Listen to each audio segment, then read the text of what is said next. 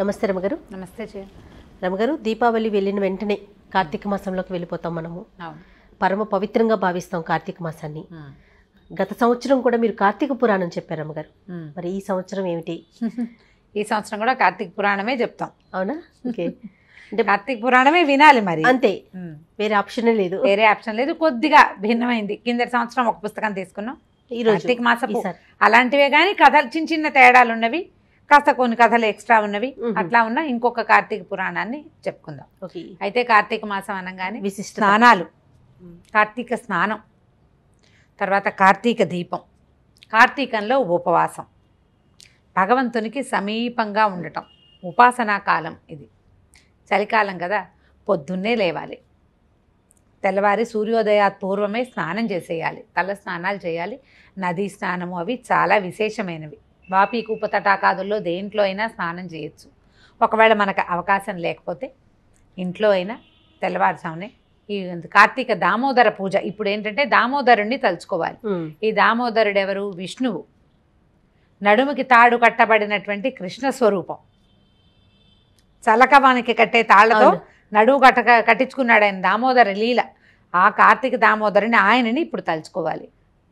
ఈ కాలంలో పూజ చేసేటప్పుడు తలుచుకోవాల్సిన స్వరూపం ఈ దామోదర స్వరూపం అన్నమాట. ఆయనకి అంటే శివార్చన చేస్తాం విశేషంగా.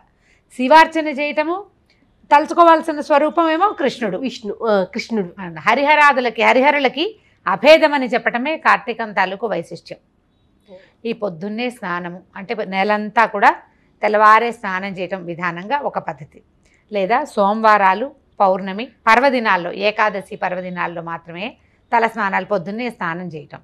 అయితే ఏంటంటే నూనె రాసుకోవచ్చా, తలంటి పోసుకోవచ్చా, షాంపూ చేయొచ్చా, రకరకాల అనుమానాలు ఉంటాయి. నూనె రాసుకునే అభ్యంగనము అవి చెయ్యరు ఈ కాలంలో. మనకి ఇప్పుడు అవకాశం ఉంది కాబట్టి తేలిగ్గా షాంపూ చేసుకోవచ్చు అప్పుడప్పుడు అవసరమైనప్పుడు. ఇంకదే చేస్తాం. అయితే ఈ నెలంతా స్నానాలతో పాటు సోమవారాలు, 4 సోమవారాలు, తర్వాత కార్తీక పౌర్ణమి, వీటికి ఉపవాసాలు ఉండటం. కార్తీకం అంతా కూడా ఉపవాసం చేసేవాళ్ళు ఉంటారు. కార్తీక నక్తాలు అంటారు. ఈ నత్తాలు అంటారు. మాసం అంతా కూడా, మాసం అంతా అంటే పగలు ఉపవాసము, రాత్రి భోజనం. చంద్రోదయం అయ్యాక లేదా చంద్రోదయ కాలంలో చీకటి పడ్డాక భోజనం చేయటం, చుక్క చూసి భోజనం చేయటం అంటారు. ఇలా చేయటం. సోమవారాలు పగలు ఉపవాసము, రాత్రి భోజనము. ఏకాదశి పూర్తిగా ఉపవాసం, ద్వాదశి నాడు భోజనం చేయటం. ఈ పద్ధతులు ఎలా కుదిరితే అట్లా ఎవరెవరి అవకాశాన్ని బట్టి వాళ్ళు చేయటం. అయితే ఏమైనా కొన్ని తినకూడదు, ఉల్లిపాయలు అవి తినకుండా ఉండాలని చెప్తారు వారి అవకాశాన్ని బట్టి. ఇప్పుడు మామూలుగా నా వెజిటేరియన్స్ కాకపోయినా కూడా కార్తీకం పూర్తిగా వెజిటేరియన్స్గా ఉండే వాళ్ళు కూడా మనకి చాలా మంది కార్తీక మాసం అంతా తినకుండా ఉంటారు, చేసుకోకుండా ఉంటారు, ఇళ్లలో చేయరు. మగవాళ్ళో పిల్లలో కావాలన్నా ఆడవాళ్ళు పూజ చేసుకునే వాళ్ళు మేము తినకూడదు అని నియమాలు పెట్టుకుంటారు. నియమం ఏదైనా ఎవరిది వాళ్ళ ఇష్టమే, కానీ పెట్టుకుంటే నెలంతా పాటించే విధానంలో చేస్తే బాగుంటుంది. అయితే దీంతో పాటుగా నిత్యము కార్తీక పురాణం వినడం చాలా మంచిది. సొంతంగా చదువుకోవటం, మనమే కూర్చుని చదువుకోవచ్చు. పుస్తకాలు బాగా దొరుకుతున్నాయి, కార్తీకం చదువుకోవచ్చు. లేదా ఎవరైనా చెప్తే వింటాం. ఇదివరకు దేవాలయాల్లో రోజు కార్తీక పురాణ కాలక్షేపణ, సాయంకాలం పురాణం చెప్తారు, పోయి దేవాలయ దర్శనం చేయటం, ఆ తర్వాత ఈ పురాణం వినడం. కార్తీకంలో దీపాలు పెట్టుకోవటం, కార్తీక పౌర్ణమికి విశేషంగా దీపాలు పెట్టుకుంటాము. అవునండి. తర్వాత ప్రతిరోజు ఆకాశ దీపాలు అవి దేవాలయంలో దీపాలు పెడతారు, వాటిని దర్శించటము. దేవాలయ దర్శనం కూడా ఒక విధి నియమంగా పెట్టుకోవచ్చు. 4 సోమవారాలు వెళ్ళి కార్తీక మాసం దేవాలయంలోకి వెళ్ళి దీపం పెట్టుకోవచ్చు, లేదా ఇంట్లో దీపం పెట్టుకోవచ్చు. ఉదయం 2 కాలాల్లోనూ దీపారాధన చాలా విశేషమైన ఫలితాన్ని ఇస్తుంది. కార్తీక మాసం పగలు దీపారాధన, తులసి చెట్టు దగ్గర దీపారాధన చేసుకుంటాం. గుమ్మం దగ్గరేమో సాయంకాలాలు దీపాలు పెట్టుకోవటం. ఇలాంటి విధి విధానాలు పాటించగలిగినా లేకపోయినా కొన్ని నియమాలు ఖచ్చితంగా పెట్టుకుంటే ఏంటంటే మన జీవితం ఒక నియమానుసార క్రమశిక్షణతోటి వెళ్తుంది. ఇది చాలా పరమ పవిత్రమైన మాసం, హిందువులకి చాలా ముఖ్యమైన మాసంగా చెప్తారు.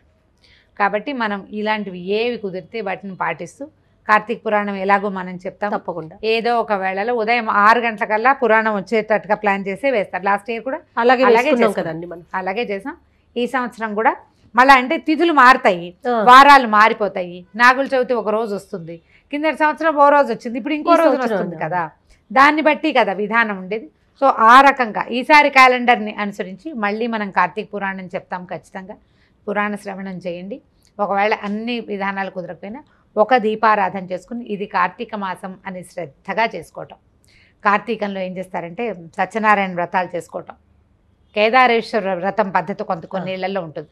కేదారేశ్వర వ్రతం చేయటం, దేవాలయ సందర్శనం, తర్వాత ఏమో ఎక్కడైనా ఒక్కసారైనా ఒక్కరోజైనా నదీ స్నానం చేయటం. ఈ నెలలో ఒకసారి ఎక్కడికైనా వెళ్ళొచ్చు కదా. కార్తీక పౌర్ణమికి సముద్ర స్నానం చేయటం, సముద్రం కుదరకపోతే నది స్నానం, ఎక్కడైనా ఒక చోటకి వెళ్ళి చేయటం. ఏంటంటే ఈ కాలంలో జలే లక్ష్మి కాదు, తైలే లక్ష్మి జలే గంగా అని చెప్తారు. తైలంలో లక్ష్మీదేవి ఉంటుంది, జలంలో గంగా నది ఉంటుంది. ఆ జలము వాపి కూపతటాకాదుల్లోనే కాకుండా మన ఇంట్లో ఉన్న నీళ్లు కూడా గంగా నదితోటే సమానం. హరగంగే అని చెప్పుకుంటూ నెత్తి మీద నీళ్లు పోసుకోవాలని చెప్తారు. గంగా నదిని స్మరించుకుని గనక స్నానం చేస్తే మన నెత్తి మీద పడుతున్నటువంటి ధార గంగా నదితో సమానం అవుతుంది. భావన ప్రధానమైన, అంతే, భావం ప్రధానం.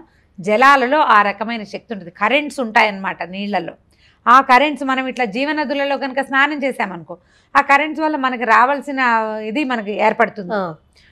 పుణ్యమే కాదు, శరీరానికి కావాల్సినటువంటి విద్యుత్ కూడా లభిస్తుంది అన్నమాట. కాబట్టి ఇట్లా ఏదైనా స్నానం చేసే అవకాశం ఉంటే అది తీసుకోండి. ఏదైనా కొత్త క్షేత్రానికి వెళ్ళగలిగితే ఆ అవకాశం కూడా తీసుకోవచ్చు. ఎక్కడికి వెళ్ళలేమండి అంటే ఇంట్లో రోజు దీపారాధన చేసుకోండి, కార్తీక పురాణం వినండి. కుదిరితే ఒక్కరోజు ఈ నెలలో 4 సోమవారాలు పౌర్ణమి అయినా కూడా ఉపవాసం ఉండటానికి ప్రయత్నం చేసుకోండి. సత్యనారాయణ వ్రతం కుదిరితే చేసుకోవచ్చు, లేకపోతే లేదు. కథ వినటం కూడా చేయొచ్చు. సత్యనారాయణ వ్రత కథ విన్నా కూడా వ్రత ఇప్పుడు పీట్ల మీద కూర్చుని మొత్తం అంతా అంగంగా చేసుకోలేకపోతాం అనుకో, సత్యనారాయణ వ్రత కథలు మనకి ఇంటర్నెట్లో దొరికేస్తాయి. మీరు ఏ రోజు చేసుకోదలుచుకున్నారో ఆ రోజు దేవుడి దగ్గర దీపం పెట్టుకుని పళ్ళు నైవేద్యం పెట్టుకుని కథ వినండి.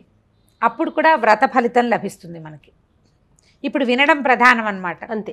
మనం ఎంత బాగా ఉంటామో, ఎంత పవిత్రంగా ఉంటామో, ఎంత చక్కటి మాటలు వింటామో, ఎంత ఉపవాసం ఉంటామో, ఎంత ఉపాసన చేస్తామో అదే చాలా ముఖ్యమైనది. ఎంత చేయగలిగితే అంతే, మన శక్తి అనుసారం చేసుకోవచ్చు. సో ఈసారి తప్పకుండా కార్తీక పురాణం వినే అవకాశాన్ని తీసుకోండి అందరూ. తప్పకుండా అండి, తప్పకుండా. నమస్తే రమగారు. నమస్తే జయ.